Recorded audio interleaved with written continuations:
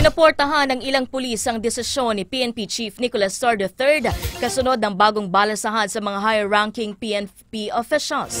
Alamin ang detalye hinggil dyan kay Giselle Simon. Giselle. 18 PNP regional offices na nagpahayag ng suporta kay PNP Chief General Nicolas Torre III. Kasunod yan ang ibinabang utos sa National Police Commission na nabaligtarin ng reassignment orders si Torre sa ilang opisyal ng kapulisan. August 14, ipinag-utos sa NAPOLCOM na ibalik sa pwesto sina Lieutenant General Jose Melencio Nartates Jr.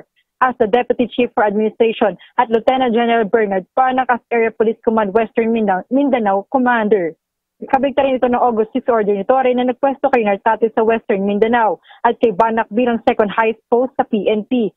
Kasunod dito, naniniwala si PNP HPD Director William Segon na oras anya para magbitiw si Interior Secretary John Vic Remulla anya hindi ikinatuwa ng uniform personnel ang anilay pakikialam at abuse authority ni Remulla sa paggamit ng NAPOLCOM para baligtarin ang utos ni Torre. Giselle Simon, Newsline.